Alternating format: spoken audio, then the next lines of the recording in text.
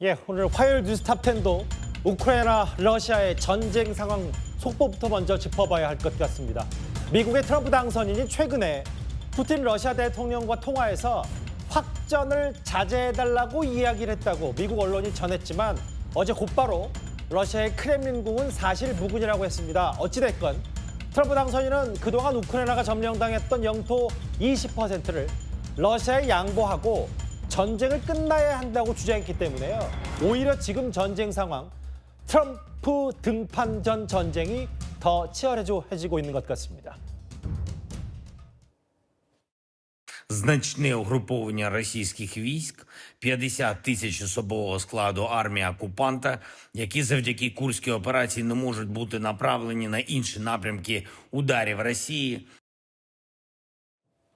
예, 들으신 대로 우크라이나의 젤렌스키 대통령은 격전지인 쿠르스크에서 적 5만 명, 그러니까 러시아와 북한군이 합친 5만 명과 교전 중이라고 저렇게 공식적으로 밝혔습니다. 그런데 이 상황에서 우크라이나가 공개한 전쟁 상황이 있습니다. 영상부터 바로 확인해 보겠습니다. 저렇게 하늘에서 본 우크라이나가 공개한 저 해당 영상을 보면 장갑 찬 대가 적진으로 진격하는 저 우크라이나 특유의 개활지를 진격하는 모습 지금 보시는 것처럼 저렇게 화염이 피어오르고 또 다른 장갑차도 화염이 솟구치는 모습을 보고 있을 겁니다. 저 장면이고요. 그러니까 러시아군의 공격을 견디면서 진격하는 우크라이나군의 브래들리 장갑차 모습, 실제로 우크라이나군이 공개한 저 영상인데요. 오늘 저희 뉴스탑10 첫 출연하신 이세환 대표님, 브래들리 장갑차도 미국 거잖아요. 네, 맞습니다. 저 전황 상황을 봤을 때 충분히 우크라이나군이 해볼 만하다라는 거를 전 세계에 공개하고 싶었던 겁니까? 그런 건데 예. 실제는 그렇지는 않죠. 예. 지난 8월에 이제 쿠르스크를 쿠르스크 진공 작전을 했는데 한 2만 명 이상의 병력이 우크라이나에서 이제 쿠르스크로 들어갔거든요. 예. 근데 사실 지금 남아 있는 우크라이나군 병력은 뭐 의견이 분분합니다만 가장 보수적으로 봐도 5천 명 이상의 사상자가 이미 우크라이나에서 났어요. 예. 그리고 예전의 점령지, 최초의 점령지로부터 많이 축소된 상황은 맞습니다. 예. 지금 더군다나 우크라이나군의 가장 큰 그 애로사항이 뭐냐면 보급이 여의치 않습니다. 예. 보급상이 상당히 여의치 않기 때문에 지금 우크라이나군은 지금 러시아군하고 어떻게 보면 일종의 소모전을 하고 있거든요. 그렇죠. 서로 툭툭 쳐보면서 어디가 약한 곳일까 이런 좀 교착 상태라고 할 수 있죠. 예. 그러니까 아까 영상을 봤듯이 저 영상 자체가 지금 뭐 무인기 드론전 말고도 실제로 러시아군의 공격을 견뎌내면서 진격하는 브래들리 장갑차 2대 우크라이나군, 그리고 이 화면도 같이 만나볼 텐데 바로 나올 겁니다. 이것도 우크라이나군이 공개한 영상. 바로 저렇게 흰 연기를 뿜으면서 공격을 당한 러시아 군인데 러시아 병사가 저렇게 글쎄요, 저렇게 타겟이 돼 있는 러시아군이 몸을 숨기면서 물속에는 아직 들어가지 않고 저렇게 몸을 숨기면서 은폐, 엄폐를 하는 모습까지. 물론 5천 명의 사상자가 됐지만 본인들이 지금 우크라이나군이 저렇게 러시아군 장갑차와 탱크도 타격할 수 있다는 걸 보여주는 거잖아요. 네, 이걸 보셔야 돼요. 이제 러시아군의 기본적인 교리를 보셔야 되거든요. 러시아군은 일단 위력 정찰 부대를 내보낸 다음에 어디에 우크라이나군이 있는지 수색을 합니다. 아하. 그리고 그 수색 과정에서 우크라이나군이 발견되면 거기다 이제 드론이나 포병 화력을 쏟아붓고 그 다음에 이제 주공 부대가 들어가는 그런 전형적인 이제 2차 세계대전 때 그 교리를 아직까지 러시아군은 가지고 있습니다. 아하. 제가 추측컨대 저 장면은 아마 위력 정찰을 하는 부대였을 거예요. 예. 위력 정찰하는 부대가 가다가 그러니까 소수로 갈 수밖에 없거든요. 여러 가지 정찰 부대를 여기저기 찔러봐야 되니까.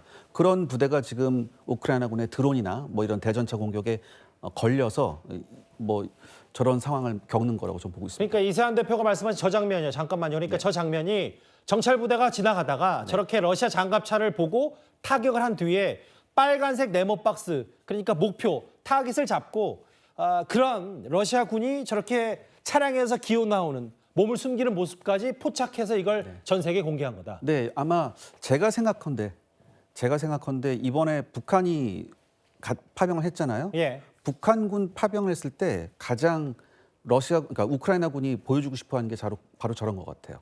왜냐하면 더군다나 이제 젤렌스키가 그런 얘기를 했습니다. 5만 명이 지금 모여 있다 이런 맞아요. 얘기를 했거든요. 근데 사실 러시아군의 주공 부대는 돈바스에 있습니다. 동부 전선에 있거든요. 아하. 최정예 부대, 가장 잘 싸운 부대는 돈바스에 있어요. 예. 그럼 여기에 있는 부대는 약간 2선급 부대고 약간 그렇게 전투력이 높지 않은 부대입니다. 그리고 북한에서 파병을 했다면 이 지역에 지금 갈 가능성이 가장 높다고 하잖아요. 예. 실제로도 이 지역에 지금 갔고요. 그래서 아마 여기에 있는 쿠르스크에 있는 러시아군의 약간은 좀 제대로 잘 싸우지 못하는 부대하고 그다음에 북한군하고 같이 작전할 가능성이 상당히 높죠. 그리고 아까 봤듯이 예. 저런 정찰 부대로 아마 북한군이 들어갈 가능성이 가장 높습니다. 그러니까 이 대표의 말씀은 여기 보면 지금 우크라이나는 저렇게 대대적으로 본인들 브래들리 장갑차가 진격하는 모습과 함께 러시아군이 저렇게 숨기까지 하는 장갑차를 포위하고 쏘기까지 했다라고 했지만 10분과 15분마다 러시아군을 공격했다는데 이 주력 부대는 지금 쿠르스크가 아니라 이 대표 말씀은 돈바스에 있다고 하면 푸틴 대통령 입장에서는 주력 부대가 아닌 부대를 일단 쿠르스크로 북한군과 합체를 해놓고 네. 거기서 이제 교전을 벌이겠다. 이게 지금 전황 상황이라고 정리하면 되는 거네요. 네, 맞습니다. 예. 그러니까 현장에 있는 지휘관들은 엄청난 부담이 있겠죠. 이거 예. 대통령이 지시했는데 이걸 제대로 수행을 못했으니까 벌써 지금 11일이 넘어가고 있잖아요. 그리고 러시아군 사상자가 굉장히 많이 나고 있는 상황도 맞습니다. 예. 제가 거듭 말씀드리지만 지금 거기에 있는 러시아군은 최정예 부대가 아니에요. 예. 근데 이런 상황에서 북한군이 같이 들어갔는데 그렇다면 북한군을 어떤 용도로 써야 될까? 그것도 있거든요. 그래서 제 생각엔 북한군을 예. 제가 아까 말씀드렸듯이 위력 정찰하는 부대에 넣을 것 같아요. 그러니까 주공에 북한군을 넣긴 힘들죠. 왜냐하면 북한군은 보병만 왔잖아요. 예. 기계화 부대나 화력 부대가 안 왔거든요. 예. 그렇다면 북한군이 할 수 있는 일은 보병으로서 소수의, 그러니까 러시아군이 얼마나 북한군한테 기계화 장비를 지원해 줄지는 잘 모르겠어요. 예. 근데 제 생각엔 그렇게 지원을 잘해 줄 것 같지 않아요.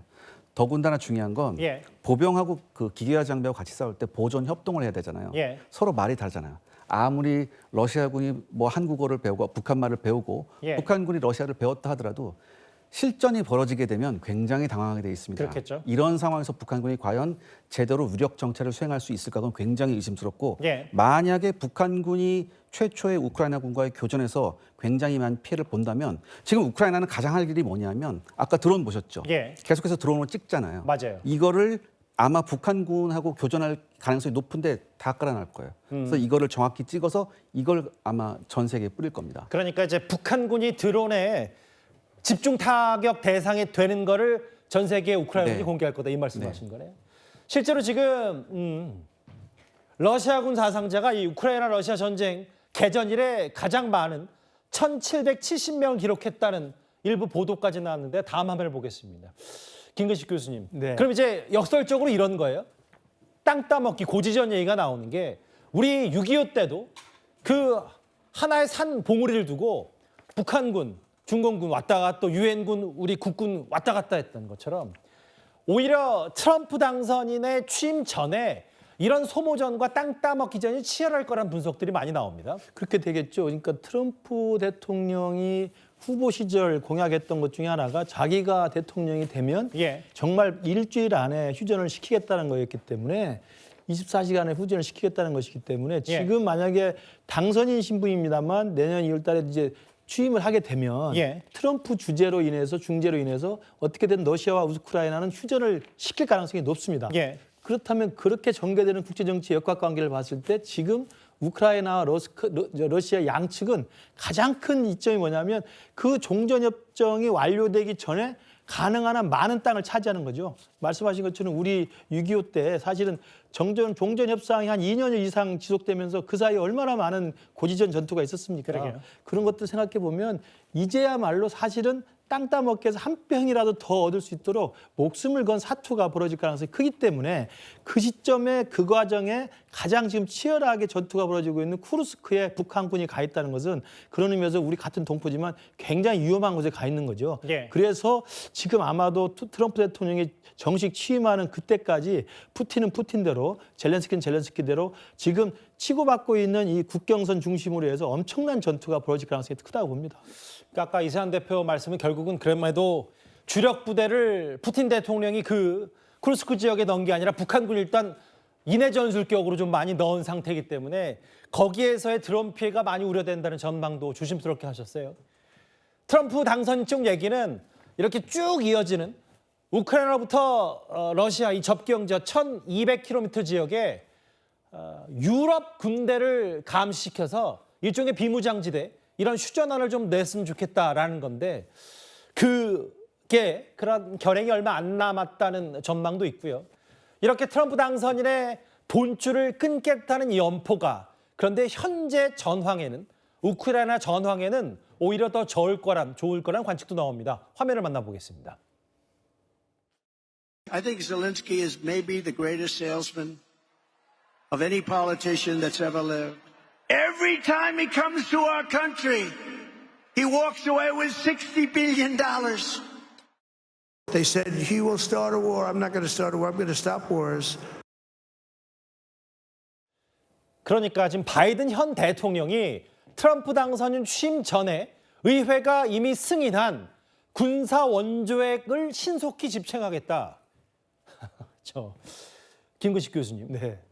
집행을 하겠다라는 건 내가 임기 동안에 우크라이나를 도울 수 있는 건 최대한 돕겠다. 이게 바이든 현 대통령의 생각 같아요? 그렇죠. 그러니까 지금 바이든 현 대통령과 트럼프 당선인은 외교안보 정책에서 굉장히 차별화를 보이고 있고 예. 그중에 제일 대표적인 게 이 러시아와 우크라이나 전쟁을 어떻게 바라볼 것이냐의 문제인데요. 트럼프 당선인이야 뭐 기존부터 계속했던 게 미국의 신고립주의 아니겠습니까? 미국이 세계 민주주의를 지키기 위해서 부담을 할 필요가 없다. 우리의 돈과 우리의 군사와 우리의 장비를 부담할 필요가 없다는 신고립주의이기 때문에 아마도 당선 즉시 아마 이 러시아와 우크라이나 전쟁을 강제로 휴전시킬 가능성이 크기 때문에 네. 그 민주당의 바이든 현 대통령 같은 경우는 그래도 미국이 민주주의의 어떤 수장으로서 이 무도한 러시아의 불법 침략 전쟁에 대해서 우크라이나에 대해서 지원을 하고 민주주의 가치를 수호하겠다는 강력한 외교 명분이 있기 때문에 그런 면에서 이미 기지출되고 기승인된 미국의 우크라이나 지원은 자기 임기 내에 최대한 빨리 지원하겠다는 입장을 가지고 있는 것으로 보이고요. 예. 아마도 젤렌스키 입장에서도 그 트럼프 대통령이 새로 취임하는 그 직전까지 바이든 정부에서 지원받을 수 있는 무기와 장비를 최대한 이용해서 예. 얻을 수 있는 종전협정 전까지의 영토 싸움에 대해서 아마 끝까지 승산을 가지고 노력을 할 것으로 예상이 됩니다. 그러니까 이미 의회 승인 받았던 그 지원을 빨리빨리 집행하겠다는 게 바이든 현 대통령 생각이고 여기 보면 500기 이상의 요격 미사일 그러니까 방공망 강화를 위해서 패트리어트 미사일 500여 기 등을 앞으로 수주 안에 우크라이나 주겠다. 이게 바이든 대통령의 생각 같습니다. 500기 이상의 요격 미사일 하면 이세한 대표님 네. 어느 정도 수준입니까? 이게 지금 러시아 우크라이나 전쟁에서 가장 돈이 많이 들어가는 것 중에 하나가 이 요격 미사일이에요. 왜냐하면 요격 미사일. 러시아가 꾸준하게 그 도심을 타격하는 대형 드론, 대형 예. 자폭 드론을 보내고 그다음에 순항 미사일도 계속 보내고 있거든요. 예. 탄도 미사일도 계속 쏘고 탄도 미사일은 북한제도 쏘고 있지 않습니까? 예. 근데 이 북한제 탄도 미사일이 예전과는 조금 다르게 이제 러시아 사람들이 많이 또 손을 보고 해서 조금씩 나아지고 있어요. 또 기술 발전을 이뤘다. 그다음에 이란도 지원한다는 얘기가 왔죠. 예. 그러니까 보면은 이 전략 무기를 계속해서 지금 우크라이나 쪽에 보내겠다는 얘기거든요. 예. 이걸 막는 방법은 사실 저런 요격 미사일밖에 없습니다. 아하. 문제는 저런 요격 미사일이 이런 공격용 미사일보다 훨씬 비쌉니다. 예. 최소 10배에서 100배가 비싸거든요. 아하. 그러니까 저렇게 어마어마한 돈이 필요한 거예요. 그러니까 이제 미국에게 네. 빨리 우리 요격 미사일 좀 달라고 부탁하는 거고. 네. 그러니까 전쟁 상황이 좀 더 오히려 트럼프 취임 전이 더 거칠어지는 이유가 네. 이런 것 때문이다라는 그러니까 말씀이시죠. 취임 전에 최대한 많은 무기를 얻어야죠. 최대한 싸울 수 있는 거 다 얻어서 일단은 하고 나서 종전 협상이 되든 어떻게 되든 일단은 젤렌스키 입장에서는 어떻게든 지금 상황을 막아야 되거든요. 그다음에 쿠르스크에서도 일정도 성과를 내야 되고. 조금의 땅이라도 빨리 더 네. 확보를 해야 되는 거니까. 그렇죠. 그러면 말씀하셨던 이런 거네요. 최근에 젤렌스키 대통령이 애들러서라도 우리나라에 네. 이게 구식이지만 호크 미사일 얘기가 나왔던 것도 공격 무기보다 수비 무기, 그러니까 요격 미사일 빨리 달라 이런 취지로 받아들이면 되겠네요. 네, 맞습니다. 사실 우리의 호크 미사일은 뭐 탄도 미사일을 뭐 방어할 수 있는 그런 무기는 아님에도 불구하고 예. 지금 젤렌스키는 방공 무기가 너무 모자릅니다. 그래서 어떻게든 모든 종류의 방공 무기를 좀 달라. 이런 굉장히 다급한 상황이죠. 일단 지금 상황은 이렇습니다. 미국과 우크라이나의 전황 상황. 빨리 무기 달라. 트럼프 당선인 취임 전에 이런 우크라이나 얘기와 실제로 장갑차 뭐 이런 러시아 장갑차를 공격하는 영상까지 공개할 정도로 여론전에도 공을 들이고 있는 우크라이나인데요. 반면 러시아도요. 그동안에 우크라이나의 드론 게릴라전에 속수무책으로 많이 당했었기 때문에 드론으로 맞불을 놓고 있습니다. 영상을 만나볼 텐데요. 이제 러시아가 자랑하는 드론들에 대한 영상도 러시아 국방부 텔레그램을 통해서 이것도 일종의 여론전이고 우리도 무인기 공격으로 맞불을 놓을 수 있다라는 공세를 좀 확대하고 있는 것 같습니다. 그런데 제가 지금 그 이세한 대표하고 나눠볼 얘기는 저 실제 운영되고 있는 드론이 아니라 다음함을 보면 이런 얘기가 있어요. 러시아가 우크라이나 곳곳에 공습을 펼치는 드론은 그냥 실제 드론이 아니라 이른바 미끼 드론이라고까지 얘기가 나오더라고요. 아, 예. 원래 이번 전쟁의 패러다임을 완전 바꾼 게 이제 드론이에요. 예. 그런데 이제 상용 드론 같은 경우는 좀 싸거든요. 근데 사실 우크라이나는 상용 드론을 굉장히 많이 사용해서 러시아를 공격했습니다. 예. 하지만 반대로 러시아는 우크라이나를 공격할 때 군용 드론을 굉장히 많이 썼어요. 예. 단 차이가 뭐냐면은 전파방에 훨씬 군용 드론이 강하고 군용 드론이 훨씬 비쌉니다. 예. 그렇다면 러시아 입장에서는 이런 미끼 드론을 사용해서 우크라이나군의 시선을 분산시키든지 우크라이나군의 방공망을 소모시킬 수도 있죠. 예. 이런 상황에서 제대로 된 군사용 드론을 투입하면 그 효과가 훨씬 더 커집니다. 저 미끼 드론이라는 게 저기 지금 육안으로 몇 배 보면 저기가 저 미끼 드론이 언제 포착됐냐면 우크라이나 남부 쪽에 있는 몰도바라는 나라가 있는데 네. 그쪽이 갑자기 떨어진 드론인데 육안으로 보면 실제로 보면 무인기와 다름없지만 드론의 공격 역할을 전혀 못하는 게 미끼 네. 드론이라고 부르는 거잖아요. 근데 지금 러시아군이나 우크라이나군이나 하늘에 드론이 뜨면 거의 노이로제 상태예요. 그렇겠죠. 저게 자폭 드론인지 뭔지 모르거든요. 예. 그리고 또 하나 우리가 잘 모르는 게 뭐냐면 드론이 날아갈 때 소리가 있어요. 특유의 이렇게 프로펠러 돌아가는 소리가 있거든요. 여기에 모든 전선에 있는 병사들이 대단한 공포심을 느낍니다. 그렇기 때문에 저런 아무런 공격 능력이 없는 드론만 날려도 일단 공중에서 그런 소리가 들리면 밑에 있는 병사들은 숨을 곳을 찾기 바빠요. 예. 그러니까 전쟁이 지금 이런 상황까지 됐습니다. 그러니까 이제 아예 러시아는 우크라이나 드론의 맞불 성격을 하기에는 여러 전략적 한계가 있으니 아예 뭐 사실 정확히 얘기하면 가짜 드론 같은 그렇죠. 역할을 하는 미끼 드론을 투입해서 우크라이나 방공망 마비 역할을 한다.